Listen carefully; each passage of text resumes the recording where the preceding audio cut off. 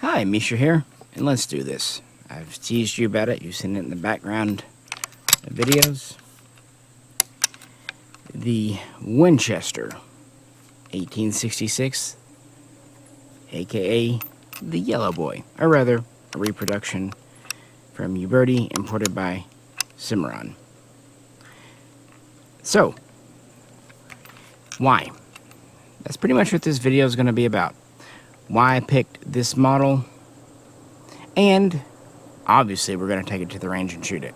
Alright, let's load her up. Just a few rounds to begin with.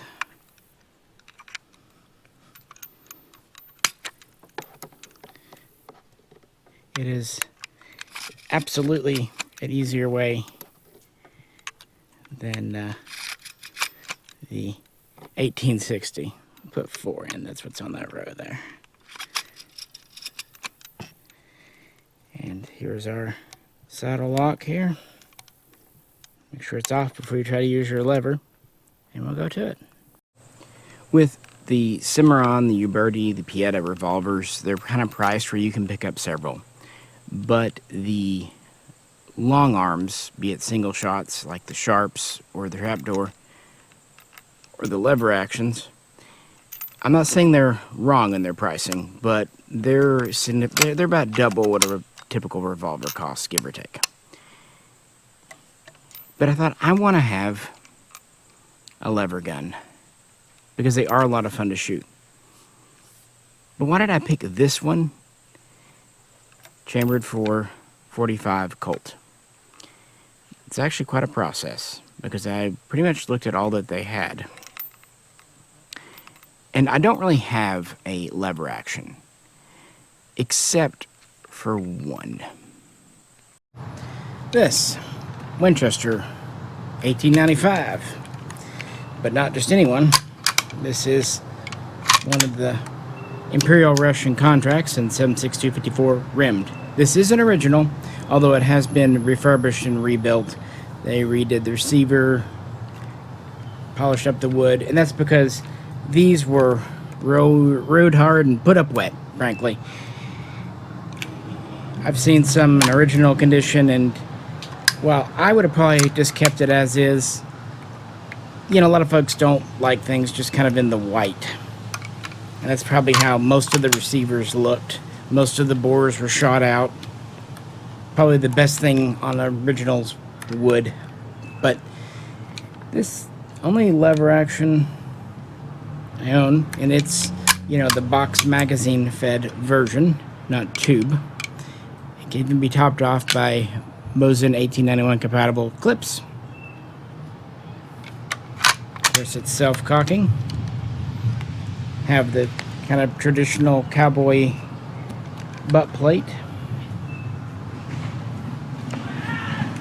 Pretty traditional Arshins marked rear sights. And we do have a bayonet lug, although it is not Mosin compatible. And we do have a total of 3 sling swivels. It's kind of funny to me how sling swivels were really small back in the day. Got the little QD style here you see on some. Really like this gun. It's a collectible. Shooting it sucks. For one thing, it's old and valuable, even though it has been refurbished. But this butt plate, it's so thin, so curvy, no cushion.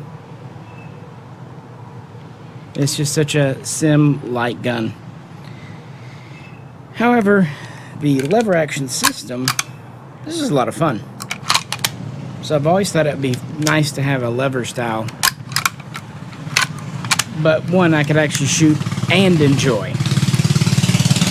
Neighbors, you see why I like recording at the cabin. You know, with that, let's go back to the cabin. Yeah, I'm not really going to shoot that 1895 for more than one reason. Although, you know, it is affordable ammo, which is kind of a rarity these days for these kinds of guns. With that out of the way, since the only one I have is essentially a wall hanger, which I've had for a number of years, why this? Well, if you're hanging out, enjoying these videos, please do like, share, and subscribe. Also comment if you own a replica. replica, or an original of any of these kinds of guns. We're going to go through pretty much all of them. But with that out of the way, since the only one I have is essentially a wall hanger, which I've had for a number of years, why this? Well, if you're hanging out, enjoying these videos, please do like, share, and subscribe. Also comment if you own a replica or an original of any of these kinds of guns. We're going to go through pretty much all of them. And if you'd like to really help support the channel, because 45 Colt ain't cheap, there's Patreon and there's Super Thanks on YouTube. Okay, enough John. Let's get into it. All right. First shot.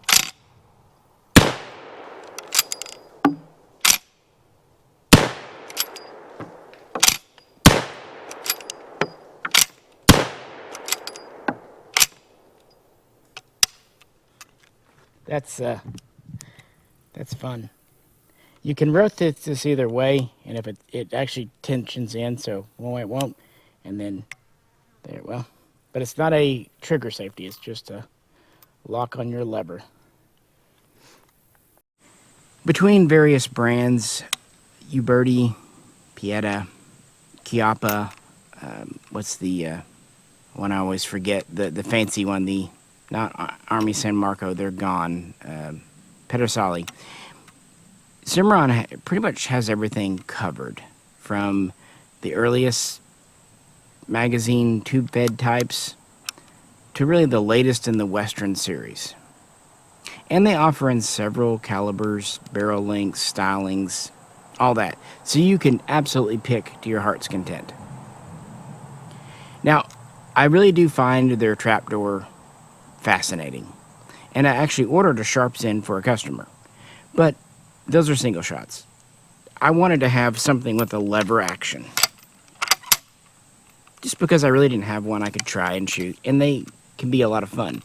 Essentially, this is the first pistol caliber carbine. And it started off that way. Winchester, Colt, others had that notion really following the Civil War of sharing ammo between handguns and long arms. It made perfect sense. So it's nothing new under the sun, I suppose. All right, so let me kind of talk you through the process and then give a little historical context of why this one. Cimarron offers essentially three basic lengths and styles. Long rifle, which depending on the model is anywhere from 24 to 32 inches barrel. Short rifle, which is kind of the same deal, but it has a carbine length barrel of 20 to 22 inches, sometimes 24 depending on the model, but it has usual typical rifle features. And then a carbine, which depending on the exact version can have anywhere from a 16, 18, 19, 20 inch barrel. From these, I knew from the get-go I wanted a carbine, specifically a saddle ring carbine. So shorter barrel, saddle ring, lever action, and that pretty much gets you a round barrel. Most of the carbines don't have the octagon barrel. That's fine.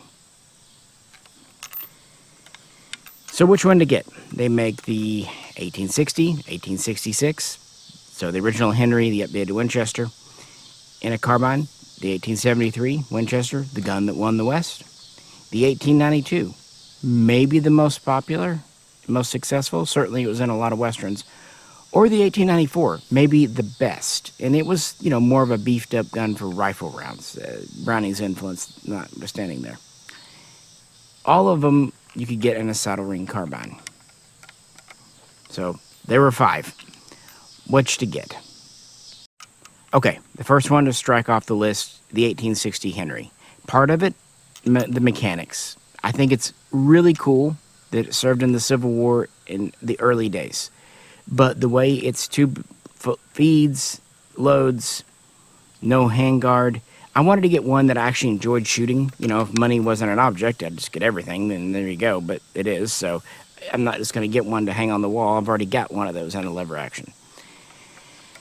Plus, they're out of stock, and the wait list is longer than the next batch coming in. So, okay, 1860 out, 2 different reasons, no problemo. Next, the 1892. It had military service, especially in the First World War. France, Britain, I believe a few others bought some as emergency measures. Cool. That supports my collection. And I'm not dogging on them. Please don't think this. But the 1892s, due to just, you know, agreements over in Italy between Uberti and other companies, they're made by Chiappa, at least the ones that Cimarron had. Nothing against Chiappa, except the price is basically the same as a U-Birdie, and I just don't feel like Chiappa quality is quite there. You know what I mean? If they were cheaper or the same quality, cool. But they're not. So I reluctantly struck the 92 off the list. That leaves us with the 66, the 73, and the 94. You know, I looked around and just tried to see how many cartridges this 20-inch, or some sources say 19-inch version holds, and I couldn't really find it out, so let's find out together. Number 2 there. Number 3. 4, so we were at last time. 5. I feel like I'm trying to get to the center of a Tootsie Pop. This is number 7.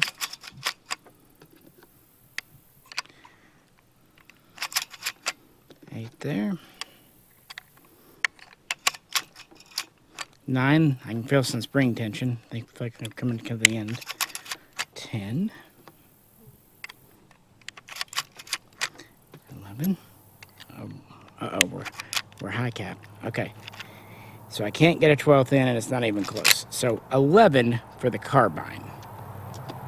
I believe if you go to the 24-incher, you can get 13 or 14. See how she does. Next to fall was the 94. These are U-Birdie, nicely made guns. They did have some military pedigree, but basically you would get it in 30-30. They had a few other more obscure chamberings, but if I were going to get one, it would at least be in a common thing. 2 reasons those didn't go. 1, I really wanted a pistol caliber lever action for both light recoil, a little bit cheaper ammo. There you go. 2, even though the 94 did see some military service, it's most often identified as a modern sporting type gun, hunting gun. People still use them today. And it's kind of a third bonus on that point. While the reproduction 94s are great, you can still find original 94s pretty easily, even pre-64s. And for not really any different money, sometimes even less. So it just wasn't quite fitting it. So it really did come down to the 73 and the 66 here. Why did I choose probably the, less well-known of the 2, even though the 73 is absolutely based on the 66? That does get into military history. And this gun here, the Colt 1871, 1872 open top. From the get-go, when I decided to kind of get into this field a bit, I knew I wanted an open top. And this was Colt's first purpose-built metallic cartridge gun. And they made several thousands. We've already looked at that. And while the U.S. Army looked at them, it wasn't quite what they wanted, but it would lead to the single action Army just a year later. The U.S. Navy, and by extension the U.S. Marines, though, did pick up about 1,000 of these because they needed to re-equip. And they would have been originally in .44 Henry, which was a rimmed round that is effectively not gettable today. It was the round that started with the 1860, would carry on. But Colt's idea was a lot of people were carrying the 1860 or 1866 Henry/Winchester. We're going to make a revolver chambered for that cartridge because for a minute, it was kind of a de facto standard. And good on Colt for not just making like a .44 Colt rimmed and trying to really push that hard. But since you can't get the ammo, and since Colt did make some of the open tops late on in this, well, actually they made it in .44 Colt, which was a centerfire round. This is .44 Special, which was actually designed by Smith & Wesson as a slightly more powerful .44 Colt. This is what I got it in, because I wanted it to be different than a single action Army and .45 Colt. So I had this, and the Marines had these, the Navy had these on board ships, and they would often use these when they were taking boats to go ashore for garrison, expeditionary work, or going on other boats. That's the long barrel, everything. So the Navy had a notion, kind of like Colt intended, to have a companion long arm to go with it. And so they picked up several hundred, if not 1,000, of the 1866 Yellow Boy from Winchester here in 44 Henry. Load it up. It's a little bit more weight in the front end, I can tell. Cowboy butt plates.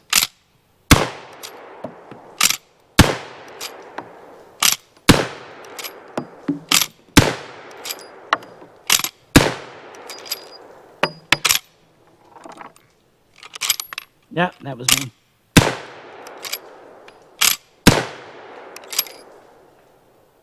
You can tell when I've been shooting all day and parts of me start getting tired, guys.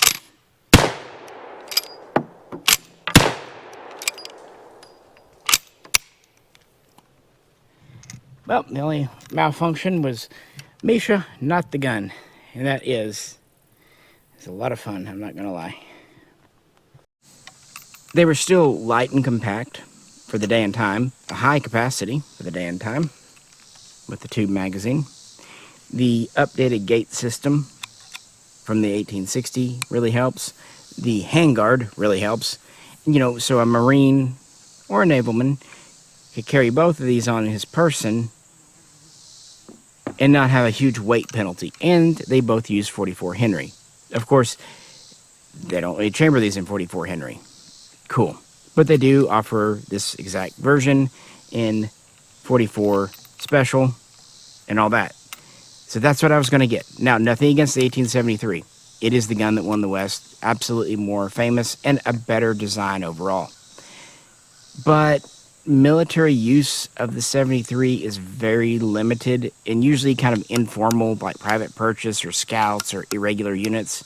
Whereas not only the U.S. Navy used this version, but a lot of foreign militaries did as well, like the Ottoman Empire. Plus, come on, brass frame. My wife thought they did it to kind of be blingy, you know, and whatnot, you know, loud and obnoxious. And I don't go for those kinds of guns, but they didn't. They actually used it for much the same reason like Colt and others used brass in the 1850s and 60s. This is actually a brass alloy known as gunmetal. It was easy to work. It was strong enough. It worked for that day and time. And is just kind of iconic of the era. But yeah, with the 73, we would go to iron and steel very soon. But I thought this was a cool snapshot in time. So I felt really good about this. The Carbine saddle ring 1866 and 44 Special to be a companion gun to my open top. Even if 44 Special or even 44 Colt weren't the original chamberings, you had to make some accessions to modernity. And so I called the order. Guess what? They had every stripe, variant, model, chambering in stock, except this chambered for 44 Special. They had 4440. They had 357, which wasn't really a consideration. And they had 45 Long Colt. So I debated for a minute. 4440, 45 Long Colt. I looked at the price of 4440 ammo, and since this would have been the only gun at all I had in it, that quickly got ruled out. And so 45 Colt it was. Now, why didn't I wait on 44 Special to come back in stock? Because these are imports, and there's a wait list, and there weren't any coming in immediately. And when it comes to anything imported, take what you can get right now. You know, I believe I even said on the phone when I was ordering, you know, a bird in the hand is worth two in the bush. And if a 44 Special ever comes along later and I decide I want it, cool, I can do that. But I already have other guns in 45 Colt. And to be fair, with this, you know, kind of larger size, having a little extra power wouldn't be a bad thing. We've already talked about, you know, the bullet's just a little bit heavier, wider. The cartridge just a little bit longer than Special. So I a little bit settled, which isn't something I often do, but sometimes you have to just settle for good enough. And to be honest, I'm pretty happy I did, because it is a lot of fun in Colt. I guess it's time to put a little bit more through. See, it's still empty. This is a lot of fun. There's really no recoil, just a bit of a thump. And I mean, this side gate is so similar to loading a shotgun, just smaller. And even on that last round, when I put it up to 11, there wasn't just a ton of spring tension. The only thing I'll say is this butt plate being, you know, smooth metal and not terribly wide, it is a little slippery, especially when you've been out here all day and have a little bit of sweat on you, but, you know, not the worst thing ever. And it's really easy to use. I wasn't sure, you know, just kind of messing with it dry, how it would be easy to load, but no, the loading gate works fine, as you've already seen. And the action, very smooth. It is a self-cocking hammer. Some earlier types of guns weren't. What's nice is if you do have a misfire, you can just recock, or if you want, you can chamber around and then ease your hammer forward. There is essentially a half-cock notch. Not the best safety system by modern standards, but this is a very big hammer. I'm always worried about lowering hammers on chambers, but this is one that you're not likely to slip on, but never say never, guys. So it wouldn't be my first choice, but at least it's an option there. And yeah, ejection, even without just slamming on the lever, was very positive and no issues. And we do have that as well. I'll even flip up the rear sight for you. Not that it does me much good.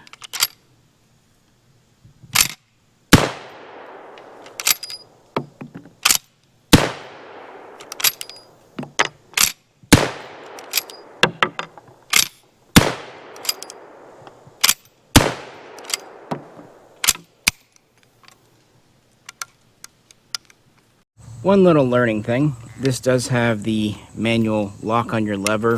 It's not a safety, so if you're in a saddle, it won't just kind of get pulled open. And at first, I was not sure what I was doing, because I kept trying to rotate it, and it wouldn't go. I was going the wrong direction. It actually goes both ways. And the more you kind of go one or the other, the looser it gets. So once you do that, you can actually do it that way. So it basically is a detented screw type deal. So you can really stick it down there, which is good. You know, if something happens, it gives you some flexibility there. But just something I learned once I got it. It's neat. I mean, it holds it quite well. But again, it's not a safety. You can easily pull the trigger with it, so don't treat it as that. So I'm okay with the caliber. It's fine. I mean, I wasn't going to get it in the original 44 Henry anyway. And our open top here still makes a good companion. It's still a lot of fun itself. Empty there.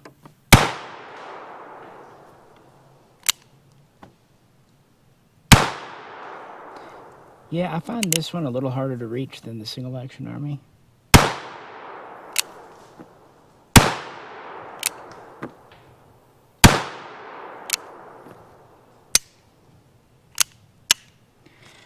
Okay. Yeah, that'd be a neat little companion piece. Now, to be fair, neither is correct, because in the Navy, both would have been in 44 Henry, the rimfire cartridge. And, well, I don't think anyone knows that. This one is in 44 Special, which it will also work with 44 Colt. And some of these were, towards the end of production, chambered for that. So that's at least correct enough. I enjoy this one probably more than I should. So I kind of bought this to be a stand-in, a replica for what the U.S. Navy, U.S. Marines used in the 1870s for a few years. To be fair, they pretty much just got off-the-shelf Winchester 1866s and then added a few U.S. property stamps, USN, what have you. So if I really wanted to, I could actually find someone who could stamp the wood in the metal with replica U.S. markings, and that'd be pretty cool. Do I wish Uberti Cimarron made a U.S. Navy version? Oh, heck yeah. But I get it. This is already 95% there. What are you going to do? It's not missing sling swivels. They didn't have them. They just had the side O-ring. They really didn't do anything special otherwise. So, I'm cool with that. Just missing markings. That action is a lot of fun to use there. Pretty well balanced too. All right, let's put a few more to the Yellow Boy in the Rain.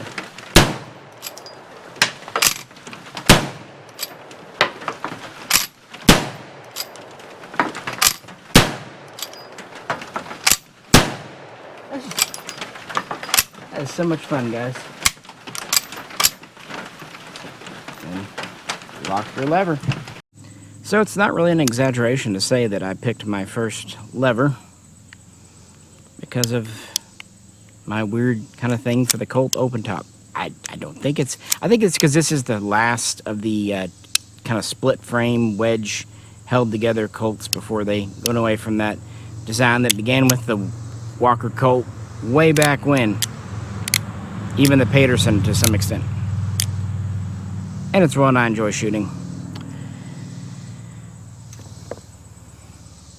So yeah, I don't regret my choice. I think it's the most fitting of my collection. And it's just that little bit different. A lot of your cowboy action guys will have a 73, understandably so. 92s are common. A lot of hunters have 94s. It's just a little bit different. I guess maybe there's a little bit of hipster in me. I don't know. But what do you think? And what do you think about this brass alloy receiver, the gunmetal receiver? Like I said, understanding why it's there, not for bling, but just that's the technology of the day. To me, makes a lot of sense, and it is different. Yeah. Of course, these would not be in U.S. Navy service for very long because of the 44 Henry Ren rounds really quickly fell out of favor. So by the 1880s, they were pretty much retired out. They didn't have all that many to begin with. But that's the fate of all these kind of guns. When you get into these transitional periods, guns come and go, models come and go very quickly.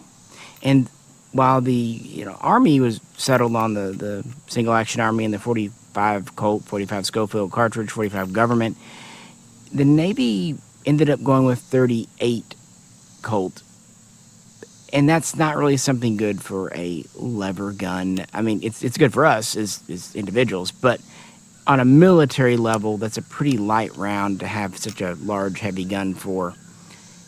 So it just didn't make any sense moving down from 44 caliber, whatever, to that. So they would end up going a whole other direction and ultimately kind of leading to the Lee Navy, which we've already touched upon in the Labor Day video and some other things. Yeah, lever actions, not all that many models saw military service. The Winchester 1895 Russian musket absolutely is probably the most prolific one. But next to that, the 1866 might be the most. I don't know historically, but it's a cool gun for the West, for frontier, for pioneers. But lever actions just aren't great for military use on an individual soldier level. There's too much exposed action for crud to get in, too many moving parts. And frankly, on a bean counter level, these are more expensive than bolt actions to make, produce, maintain, have armorers go for. Again, more parts. So logistically, and manufacturing. Don't you love holiday weekends? They were just short-lived. But in the sporting market, in the civilian market, they live on today, don't they? 'Cause we've got one here. That was a lot of fun. Good experience. So I hope you enjoyed my Yeller Boy. Let me know which one you would have picked, both for yourself and for me as like a military collector, historical collector. The one that they didn't have in stock, and I asked early on, the Spencer. If they had the Spencer in stock, even though it's a very different system than this, that would have really tempted me. But I knew from the very get-go they didn't, so it's kind of out. Oh well. And that single-shot trapdoor really tempts me, but it's a Pedersoli. Those are spendy, even more so than the Ubertis and whatnot, so that might have to wait a good long while.